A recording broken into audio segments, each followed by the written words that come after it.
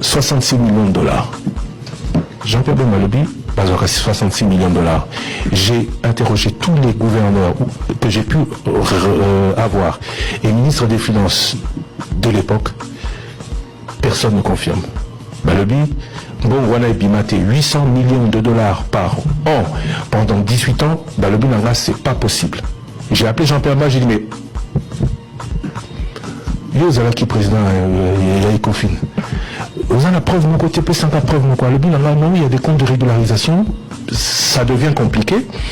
Donc, je vous demande un peu d'éclaircissement. Mais les 66 millions de dollars par mois, c'est faux. À ce stade. Selon ma gouverneur. Selon ma gouverneur Rénine. Et puis quand tu vois, quand on a un budget de 3 milliards, parce qu'à l'époque où on a au début c'était 3 milliards, comment tu vas sortir 800 millions? 800 millions, ça veut dire que tu sors le quart. En 2001, la Banque mondiale et le FMI recommençaient avec le Congo. Donc il y a un quart du budget qui disparaît, ou l'équivalent d'un quart du budget qui disparaît. Moutaillé bien monté, c'est difficile.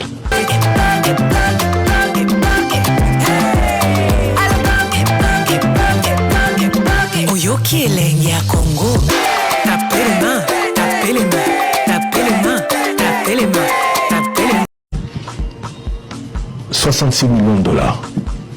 Jean-Pierre Bemalobi, 66 millions de dollars. J'ai interrogé tous les gouverneurs que j'ai pu avoir et ministre des Finances de l'époque. Personne ne confirme. Balobi, bon, Wana Bimate, 800 millions de dollars par an pendant 18 ans. Balobi Nanga, c'est pas possible. J'ai appelé Jean-Pierre Bemalobi, j'ai dit, mais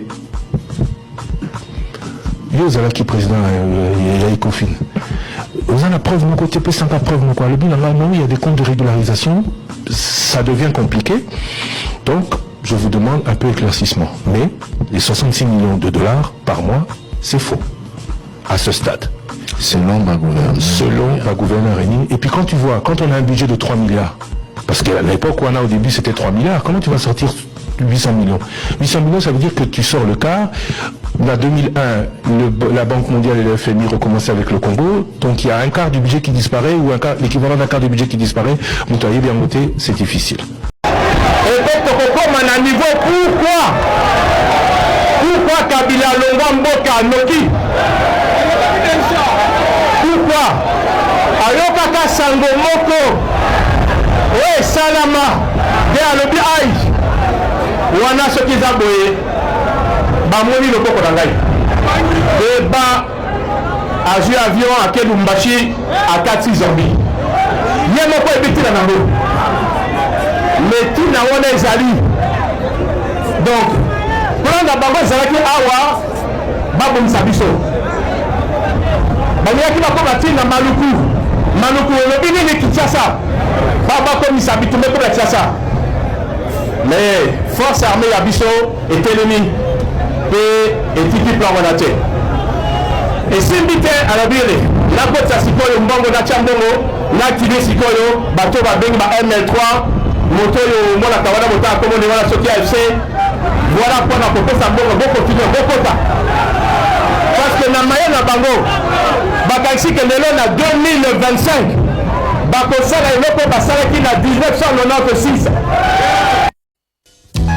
Ka okoko korobo, pesa biso ngoya to bare bazeme zevena bantu sa esprit. To renye lokola yo na likolo, biso ba yakela. Amen. Tala lisusu na kati ya invitation wana. Bakomi babengi aya na palais du peuple à Kinshasa Gombe. Sama Lukonde. Quand est-ce que palais du peuple comment na Kinshasa Gombe? Un document. C'est l'ingwala. Dans un document. Donc au moins que c'était un document fait dans la précipitation. L'honorable Joseph Kabila, voilà. Sénateur à vie, palais du peuple à Kinshasa Gombe. Voilà. À Kinshasa Gombe. Bokei, un document officiel d'une institution comme le Sénat.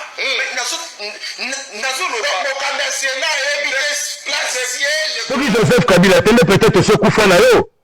Joseph Kabila était Mawa, à Boïguer, à Lunikinia, à Mikitisi, à bénéficier la Sainte-Cité de Sololi de signer un accord parti républicaine. Vous voyez, vous avez une intention pour tomber le premier ministre. Mais Joseph Kabila, c'est le vice-président de la République et puis chargé à finance. Dans le moment où Joseph Kabila zéro financé par rebelle.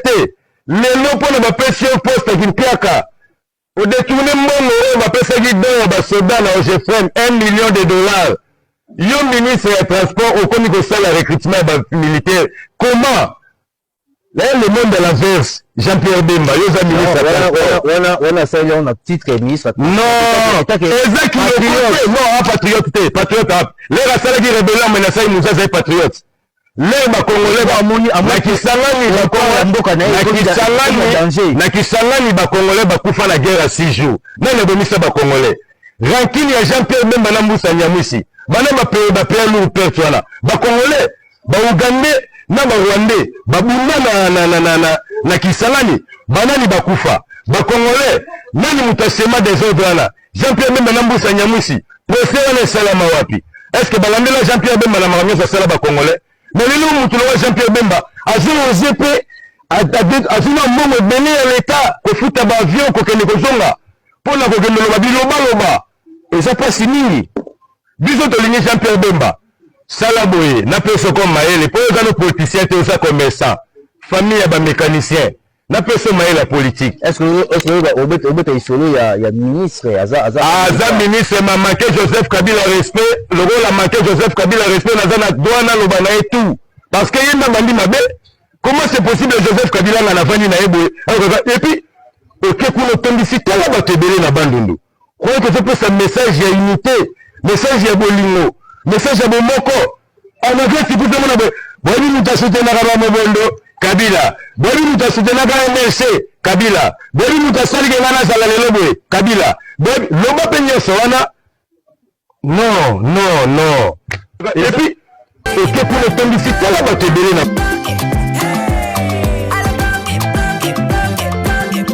Oyoki elengi ya Congo. Tapez les mains. Joseph Kabila yokeli yo mawa. Aboyi guerre. Alini kinya. Amiki tesi.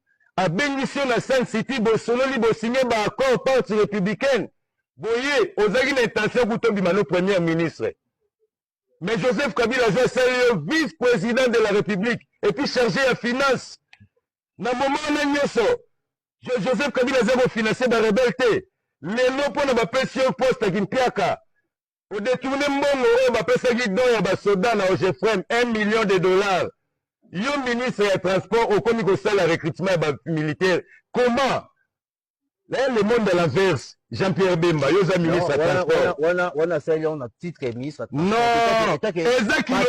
Non, patriote, patriote. Les rassala qui rébellent, mais na ça, ils nous ont patriote. Les Congolais,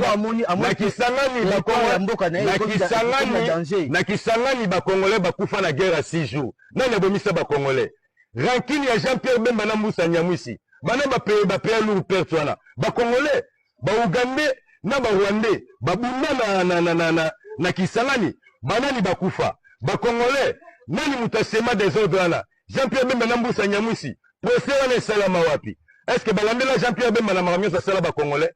Mais les gens qui Jean-Pierre Bemba, à ZP, à moment donné à l'État, au foot à avion, au Kenekozonga, pour la Loba, et ça passe ni. Bisous de ligne Jean-Pierre Bemba, Salaboye, n'a pas ce comme Maël, pour les politiciens, tout ça commerçant, famille à mécanicien, n'a pas ce Maël la politique. Est-ce que au isolé, il y a ministre, Aza ministre m'a manqué Joseph Kabila respect, le rôle a manqué Joseph Kabila respect, dans la douane lobana et tout. Parce que yenda bandi mabe, comment c'est possible Joseph Kabila na vani na ebo et puis OK kuno tondisi tala ba tebele na bandundu. Croyez que c'est un message à unité, message à bolingo, message à bomoko. On a vu si vous demandez boyi mutasute na kaba mobondo Kabila, boyi mutasute na kaba MLC Kabila, boyi mutasali ngana sala lelo boye Kabila, boyi loba penye soana. Non. Et puis OK kuno tondisi tala ba tebele. Information T. Information à Kabila T. Batanga kombo na été. Kombo na été, ça veut dire? Kasi kombo na été. Oh. Comment tu as tanga moté? Mais il y a tangit. Tanga kombo na été? Non, il y a tangit. Tanga kombo ya Kabila za mabe. C'est dans le contexte toi na bitumba. Non, loba peut-être que ba encourager, ba soutenir makambo ya zo sala tête. Mais ko loba to loba te po yo za nani. Président, c'est ça. Il y a yet. C'est ça qui yanga. Yo moninge longi nangeze longi abato bazaka gérer par c'est ça. Tout ça sérieux. Tout temps à combat nanga point. Pas ça ma bête. Tu peux bien tout temps à combat Kabila te point. Bolingi ne bo protéger yé. Pas tant à combat na été pour bino bo banane. Moi babilo abonde pesa ka batu kanda. Mutawa sa mabe. Botanga comment na été et la kisini. Botika ata sai mabe bino bolo bate. Pour ceux qui vont le au Kangabino, ils vont protéger, ils vont jeune abino. Yo so mona ba boya utanga komba mutu mabe. Okolo ba batu bolo ba makambazo sala, bo relé makambazo sala te parce que za le quoi besoin soutenir yango. Là on peut comprendre. Mais bolo ba na biso te que to lobate, ngana oloba. Félix Tshisekedi na tangi kombo na ye, Kabila na tangi kombo na ye, Nanga na tangi kombo na ye. Bobo mamboka. Siko ba kolobate. Siko so tolobi mabe na ete, tolobi malamu na ete. Siko to lobani. Bongi biso to cautionner mabe na bino. Ya ba formula kala ba na mike. Tokanga binemi po ane na nyongo, futa nyongo to ennemi aussi là. Tokanga binemi nde yoza nyongo nanga. Po so tokanga binemi to sola so te laxi na osengo nyongo te. Vous nous devez la vie de nos frères au Bobomi. Botika baje, elo oni amalonga lo bien. Ba pekisa ba journaliste, ba sa la promotion à Nanga. Là je peux comprendre. Bolo babolamu ya Nanga te, bo encourager makamba osa te. Là je peux comprendre. Mais soko lobi nanga ke na loba kombo ya Kabila te. Na loba kombo ya Kabila te ce que les andeni. Voilà AFC M23 o elega na RTNC bazo bo mabatu. Qui est responsable? O mona tanga kombo te po ba pekisa. Poponi ne pula mabe ngana oloba. Boyibinda unangati boya okama. Comment boyo pekisa batu aloba? Ngana oloba. Pekisa bata pepe de baloba oui, mais ngana oloba. Parce que complot bino boyo sala Félix Tshisekedi Kabila Nanga bobo misabana Congo régime ndengo wana opo tuninga yi sikawa Félix Tshisekedi kama be mama nyoso tout esama na régime Kabila nde régime Félix Tshisekedi mais ebele pe bazali wana basala ki pena na Kabila même si ba misusu bazolo ba non batala ki wana mais bazali ko gérer te na landi mama Jean-Pierre Yawe pana bino webi ke pour ça na kota na télévision na bima na Top Congo na yango bino bozaki wapi na ndeko Thierry na Kiselu Sakweno na baose bino bozali ba historien ya président ba benga bino ba journaliste Jean-Pierre Liaou a kokosa bino lokola ba bébé et puis botiki ya bima na radio so kisaka batu nyoso aboy Liaou ali kabiliste jusqu'à la moelle épinière Liaou Jean-Pierre Liaou a wani Kabila le directeur cabinet Minako. Liao, en 2016, a fondé l'organisation qui Jeunesse catholique de la majorité sous Kabila. Jean-Pierre Liao a fait bamba initiative catholique Mabanga. Alors, il y a catholique boni comment mais là Joseph Kabila. Kabila c'est le troisième mandat parce que Wana Kabila a initié déjà ma Camerounipe pour l'instant le recensement de l'élection à la tête. L'Église catholique et le BT, il faut qu'on respecte la constitution. Kabila doit partir. Jean-Pierre Liawa a réuni tous les jeunes à PPRD. Il y a porte-parole Nabango. Ami Pessi Combo, jeunesse catholique de la majorité. Bakei na initiative catholique na Senko, Babaniko Bamba, ambassadeur à Vatican Mabanga. Babu quand même porte une initiative catholique côté à Banque Centrale Wana. Ngai Prince Penge, Félix Tshisekedi Martin Fayulu Pierre-Jacques Chaloupa.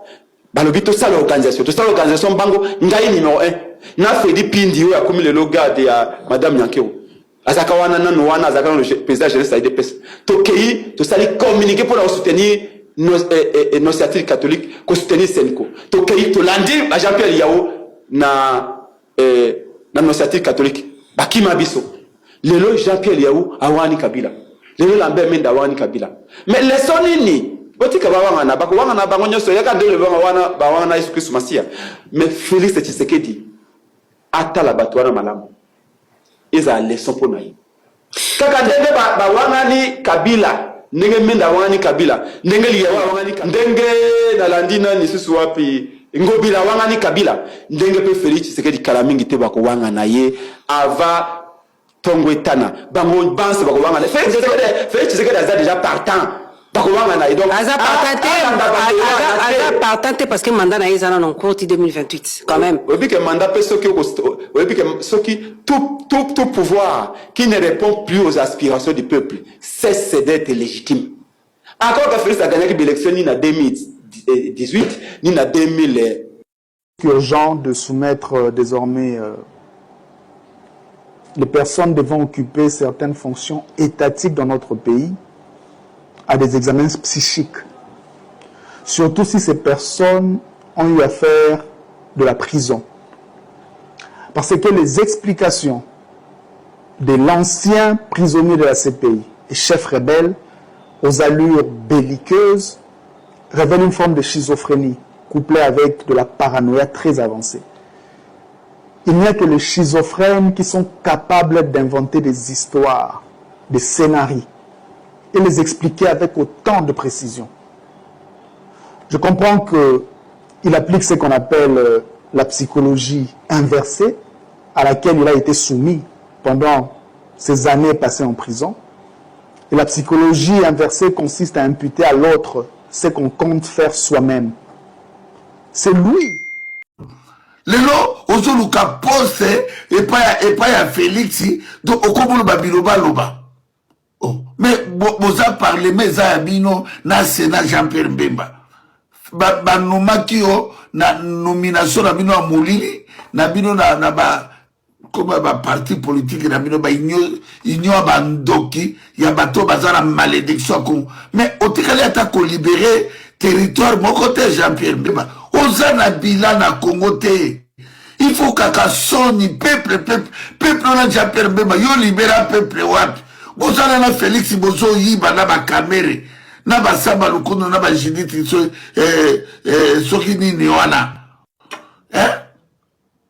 Jean-Pierre Mbemba arrêtez koleka na ba top Congo kuna kwa ko betera biso aridi politique kalam taonga na obenga aridi politique kalam yozo benge monsieur le président Jean-Pierre Mbemba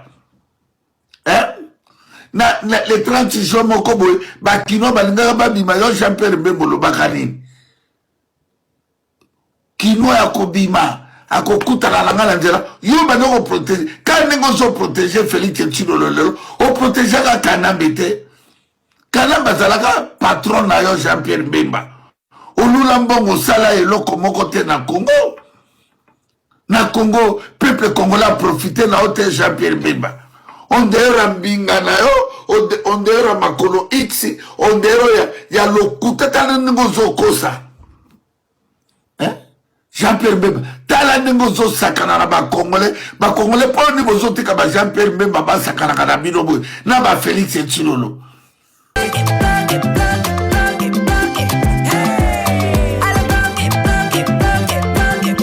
Oyoki elengi ya Congo.